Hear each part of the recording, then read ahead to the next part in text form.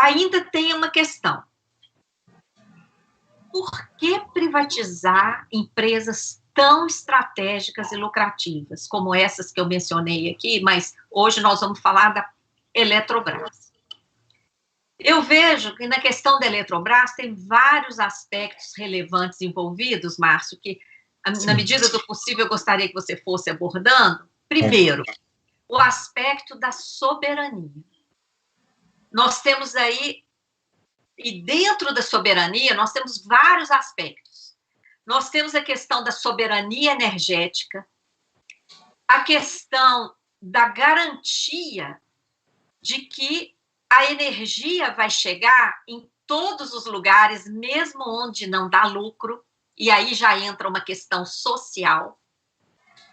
Eu queria colocar também o risco de aumento da tarifa, tanto porque o setor privado visa lucro, e a gente sabe que levar energia para o interiorzão aí desse imenso país que é o nosso Brasil, muitas vezes não dá lucro. E aí, uma empresa privada vai prestar esse serviço? Como que a população vai ficar, não é mesmo? Outro aspecto, a soberania tecnológica. Privatizando, como é que vai ficar a questão da tecnologia? Você que é da área da pesquisa, como é que vai ficar a situação da tecnologia, inclusive tudo isso que foi desenvolvido aqui no Brasil? E mais, um dos aspectos muito relevantes, inclusive, que foi no diálogo com você que eu fui alertada para isso, o próprio setor privado, para garantir seus lucros, pode levar a um racionamento. Perfeito. Encurralando a população e obrigando a uma tarifa mais alta. Olha o risco disso, não só para as pessoas, como para a indústria, para todo o desenvolvimento do país, né? Além desses aspectos, então, da soberania, da questão social, da tecnologia, do preço da tarifa, do racionamento, eu também já queria colocar aqui na mesa, porque aí você vai organizando aí a sua fala, e a gente vai depois dialogando, algumas notícias que eu li e que eu acho que é difícil para as pessoas compreenderem, porque a coisa fica muito confusa quando a gente lê a notícia sobre a privatização da Eletrobras, o governo falando que tem que privatizar, e, ao mesmo tempo, o próprio governo falando que vai criar uma outra empresa. Quando eu li aquilo, eu falei, isso está me parecendo um arranjo para justamente facilitar, viabilizar a privatização dessa joia que é a Eletrobras. Então, eu sei que tem a questão de Itaipu, a questão da energia nuclear, que são áreas que não poderiam ser privatizadas. Será que a criação dessa outra empresa tem a ver com essa viabilização, não é, da entrega da Petrobras, da Eletrobras? E outra coisa, por último, que é uma coisa que muito nos preocupa, nós já, inclusive, fizemos debate sobre isso, a questão da privatização da água. Porque a Eletrobras possui 47 grandes represas que alimentam as hidrelétricas. E aí, quando falamos em privatizar a Eletrobras, estamos falando também na privatização da água? O que está por trás mesmo dessa privatização da Eletrobras e desse interesse na Eletrobras? É o gerenciamento da água? E isso nós sabemos que o Brasil tem a maior reserva de água doce do planeta. E que sem água não existe vida no planeta, né? Então, nós estamos falando de um recurso super essencial e importante para a própria vida, né?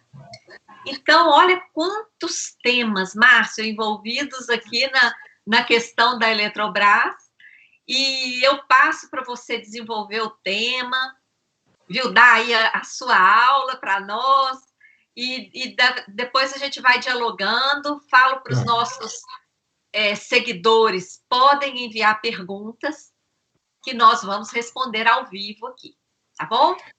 Tá ok. A palavra. Obrigado, Maria. Eu acho que você deu um painel perfeito. As perguntas são maravilhosas e possibilitam a gente elucidar algumas questões que nem sempre são bem entendidas ou compreendidas pelo público em geral. Existe, de fato, uma narrativa de confundir e não, na verdade, de esclarecer. Né?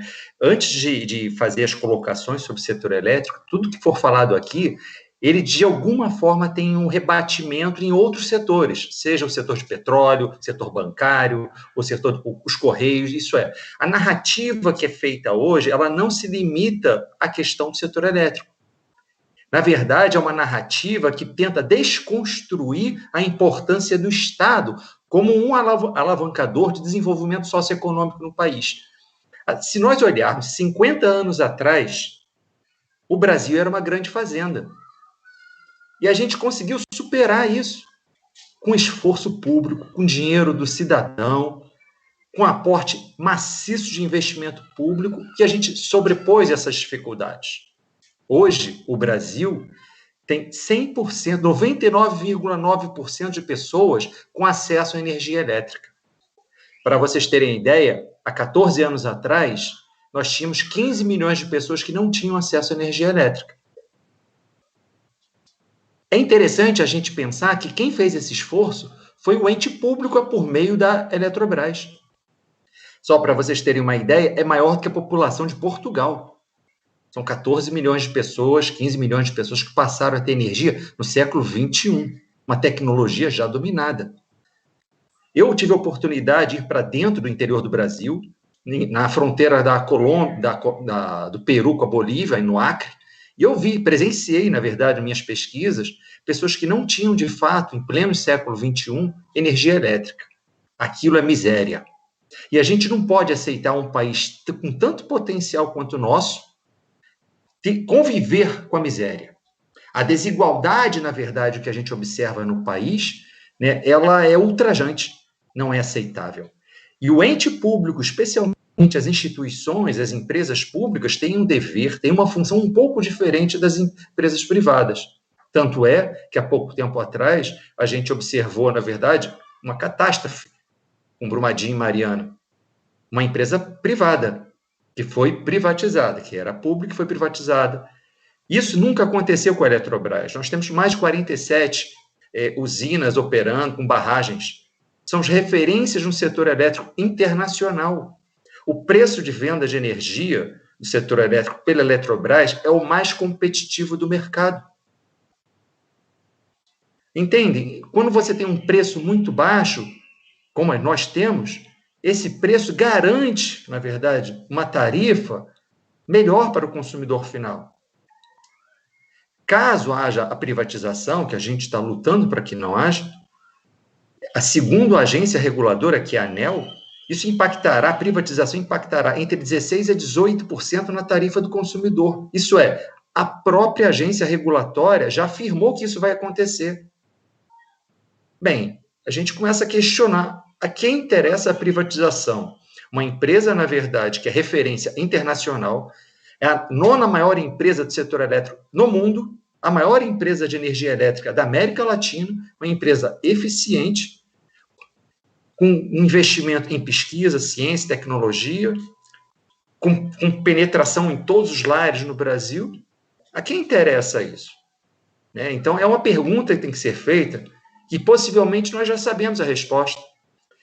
Existe um autor que ganhou o Prêmio Nobel de Economia, Stiglitz, que ele fala: a corrupção é um temor da sociedade, a gente deve combatê-la, indiscutivelmente.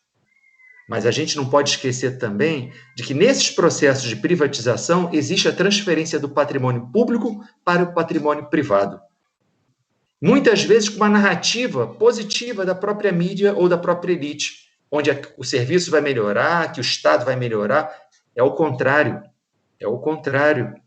A gente pode ver o serviço de telecomunicações no Brasil, onde a gente atenta com o maior número de reclamações são das empresas de telecomunicações privadas. entre outras coisas mais. Então, existe um conjunto de informações que distorcem a realidade. Por isso é importante o papel desse canal aqui, Maria. Eu agradeço a oportunidade de poder tentar esclarecer algumas questões.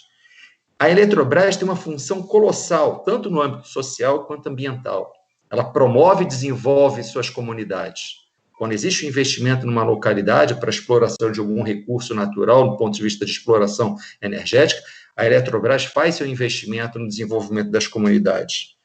Num processo de privatização, existe o risco de concentração de mercado, isso é, poucas empresas vão dominar aquele mercado. Então, naturalmente, elas vão querer maximizar, aumentar a sua tarifa. E, por outro lado, como já foi falado anteriormente, existe a possibilidade, sim, de você evidenciar uma escassez para que você possa, na verdade, aumentar suas tarifas em última instância. Podendo até, não vou dizer que isso vai acontecer, naturalmente a gente trabalha com cenários de probabilidade, mas é possível, não é descartada a hipótese que num cenário de privatização possa haver racionamento novamente. De novo, pode haver racionamento. A quem interessa tudo isso? Não é o povo brasileiro. Aumento de tarifa, transferência para a iniciativa privada do patrimônio público, concentração de mercado, não desenvolvimento econômico, que a empresa privada, o objetivo dela, obrigatoriamente, é o lucro. Ela pode até ter um discurso, uma narrativa de sustentabilidade, mas, em última instância, é o lucro, o objetivo dela, que não necessariamente está atrelado à atividade fim dela, ao desenvolvimento social e econômico, diferente de uma empresa pública. Então, a gente tem que atentar a essas questões. Só para vocês terem uma ideia, nos últimos 2 anos, em 2018, a Eletrobras teve um lucro de 13 bilhões de reais. 13 bilhões de reais. Em 2019, 10 bilhões de reais. Só nesse último trimestre de 2020, a Eletrobras, o último trimestre, a Eletrobras, isso no relatório para investidores, documento público já citado pela própria Eletrobras, já publicado pela própria Eletrobras. Foi um lucro de 5 bilhões de reais, 4,7 bilhões de reais. Como assim a gente pretende vender uma empresa por 16 bilhões se ela, nos últimos 2 anos, ela deu quase 18 bilhões de lucro? Não é razoável. Não existe argumento econômico para que você possa justificar isso. Não existe. E do aspecto tecnológico, se, na verdade, você privatizar todo o setor elétrico, em particular da Eletrobras, existe uma das empresas do sistema Eletrobras, é o CEPEL, na qual eu trabalho, sou pesquisador de lá, que é o Centro de Pesquisa de Energia Elétrica. Esse centro é o maior centro de pesquisa de energia elétrica da América Latina. Lá existem laboratórios únicos na América Latina. Pessoas que têm mais de 30, 35 anos de experiência em determinados segmentos de pesquisa que não existem em qualquer lugar no Brasil. E essas pesquisas, elas visam, na verdade, ao aumento da eficiência, o aumento da segurança energética, porque é importante, porque é bom atentar que a gente só dá falta da luz, né, da energia elétrica, quando a gente não tem um abastecimento. Até então, é uma coisa natural para a gente apertar um interruptor. Mas quando falta, é o caos. Primeira coisa, não tem internet, não tem televisão, não tem streaming, não tem nada. Então, é importante a gente atentar a esse tipo de coisa. Então, caso permaneça essa trajetória de privatização, existe uma tendência de você regredir do ponto de vista tecnológico e, nesse caso, de soberania.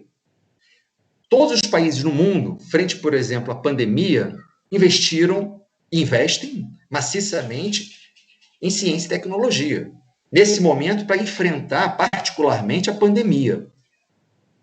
Especialmente em momentos de crise, se descobrem soluções, inovações, através de investimentos em ciência e tecnologia. Então, é o caminho contrário que a gente tem que fazer. A gente tem que reforçar o investimento em ciência e tecnologia. Não existe desenvolvimento sem ciência e tecnologia. Naturalmente, educação também, isso é inquestionável. Mas tudo anda junto. Tudo tem que andar junto.